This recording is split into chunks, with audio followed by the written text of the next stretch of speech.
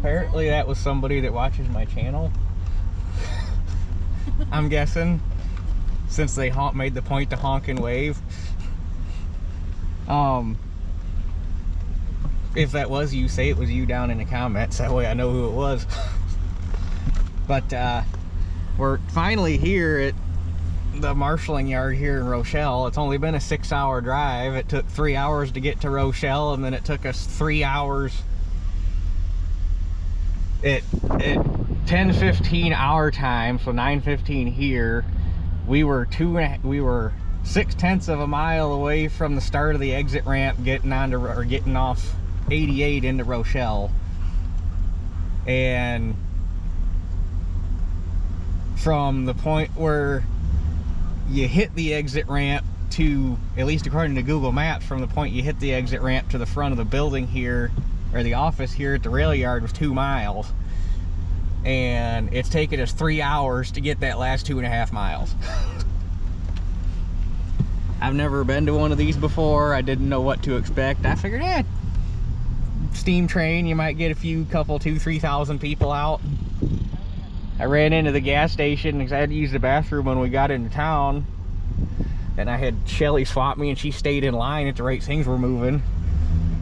And the gas station attendant told me, yeah, they were expecting anywhere between 30 and 50,000 people to show up for this train. And I'll believe it, because there's 1, 2, 3, 4, 5, I think 6 roads leading to this spot right here, and every single one of them backed up as far as you can see. It was nuts. So I guess we'll see what kind of video I can get out of this, because it looks like it's just going to be kind of a walkthrough, yep, there it is kind of deal, but we'll see what happens.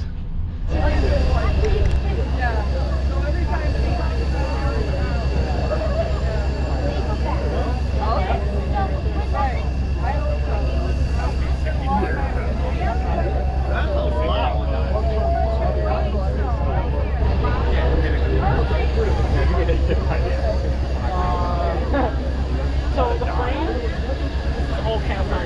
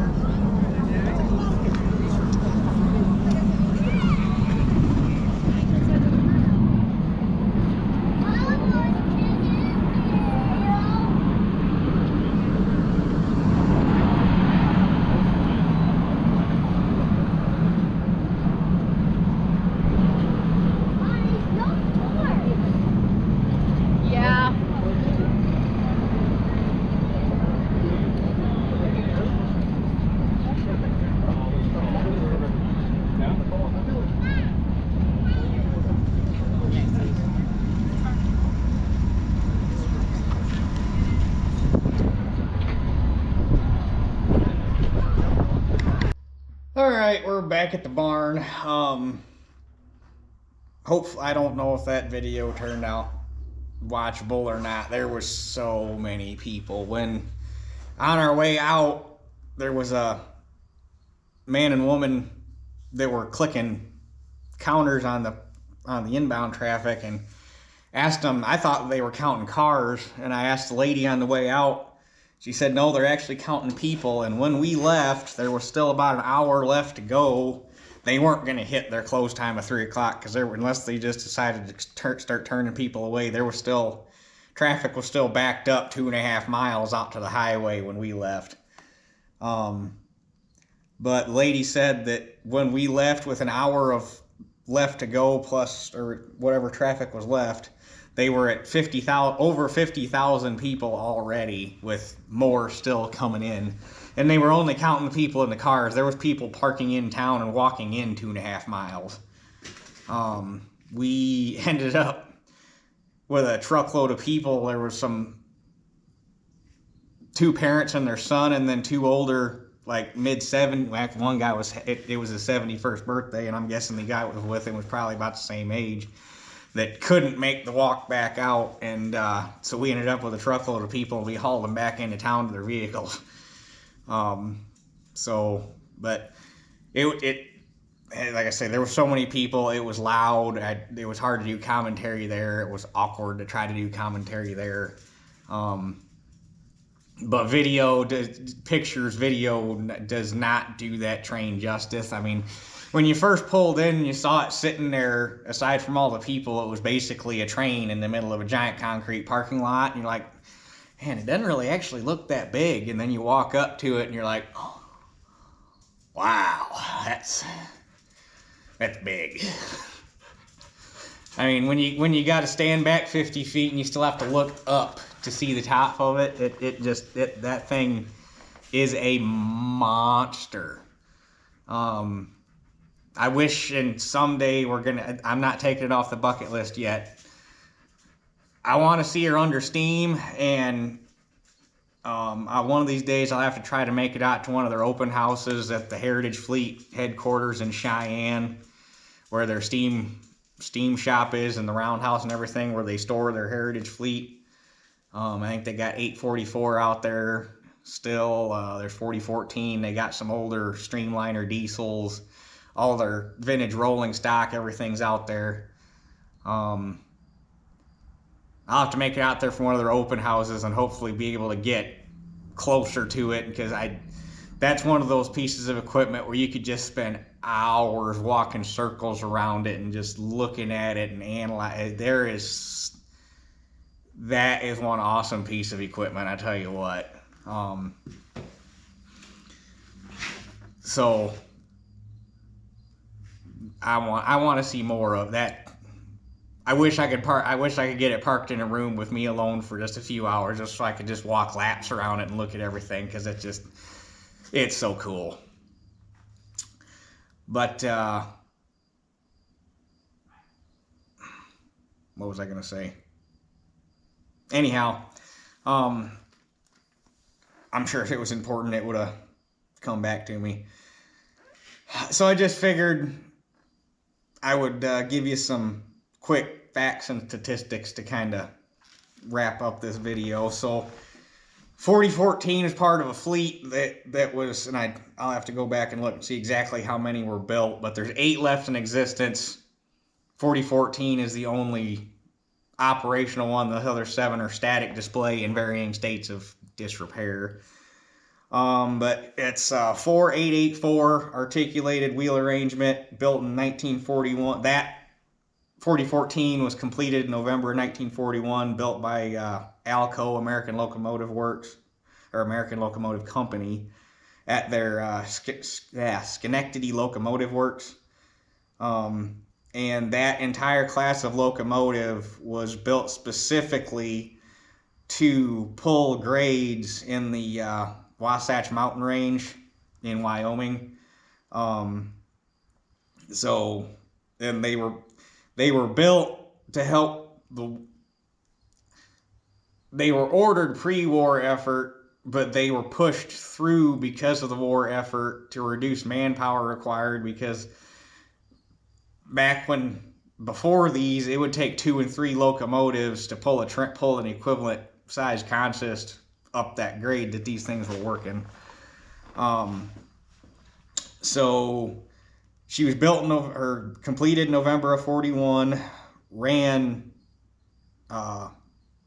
freight services until she was retired in 1959, sat in Pomona, California at a railroad museum until 2013, when Union Pacific bought her back and started the restoration process. And between 2016 and 2019, they completed a full rebuild, converted it from a coal burner to a fuel oil burner, not only because of efficiency, but because at the rate she used coal, it would have had to do excursions like this, it would have had to carry its own coal train to keep it fed, because there's no coaling towers anymore.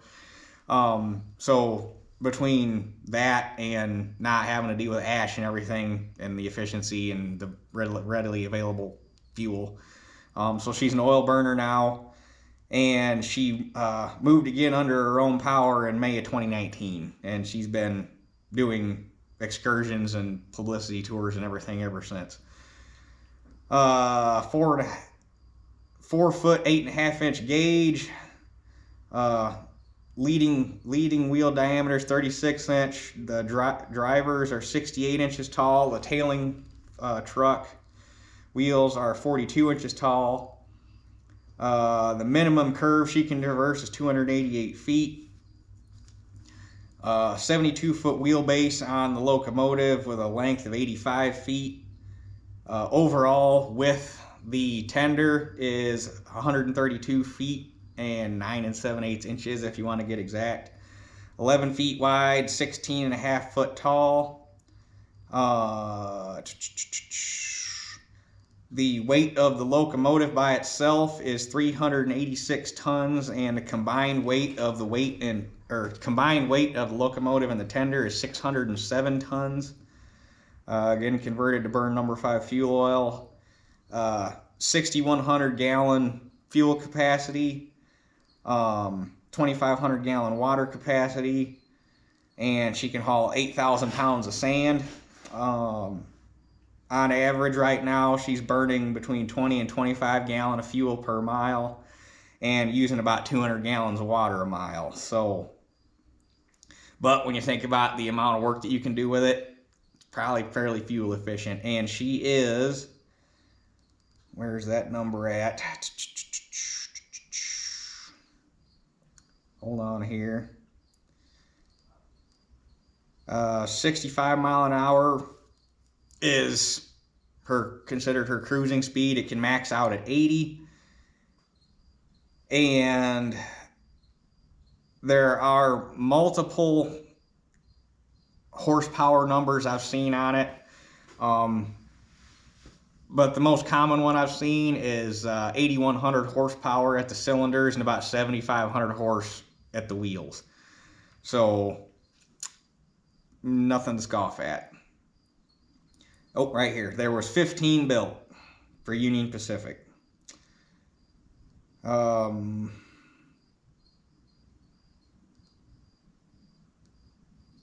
I think that that should cover all of the important little tidbits of information about it. So, like I say, it was cool to see it. I wish I could have. I don't think they said they were expecting that many people. I honestly don't know if they were expecting that many people, because they acted like the way everything occurred. I don't think that they were set up to handle that kind of traffic in that poor little town. Those poor people, if they had to do anything today that was important, they weren't going to get it done, because that town was so congested it wasn't even funny. But like I say, I'd like to get out to Cheyenne sometime and see the steam shop and actually hopefully get up and be able to walk around it and get a better look at it. And So that'll be neat if I can ever make it happen. So anyhow, hopefully it was a video worth watching. There's only so much you can do with a static train. I was really hoping to be able to hear the whistle. Naturally, they blew it once right as we were getting out of the truck, and then they blew it again. We were just getting ready to turn out the gate, so we were probably 3/4 of a mile away by the time they blew it the second time. But even from about 3/4 of a mile, it had to have been every bit of 3/4 of a mile away. Even from that distance, the sound and the way that was like the most beautiful sound you've ever heard in your life. Just picturing that thing running freight service back when she was new, that had to have been a sight to see. I couldn't even imagine watching that thing pulling a train up a grade. And I think there were times when they'd run them extra long and double head them with a puller and a pusher, and that would have been nuts. 16,000 combined horsepower pushing a freight train 4 or 5 miles. That would have been awesome. And the part that gets me is the number of people that, because you're there and you're listening to the people talking in the background, the number of people that thought how amazing that thing was. And not to discredit it, it is an awesome piece of equipment and it's a feat of engineering, but back in the 40s, 50s, when that thing was built and running, there was nothing amazing about it. That's just what we were capable of doing. That's just what this country did, was we built shit like that, and we'd never be able to do that again. It's cool and it's sad all at the same time. But anyhow, that being said, I think we covered everything we need to cover here. So tomorrow we'll be back to your regularly scheduled broadcast and cutting hay. So that's it for this one. We'll catch you guys on the next one.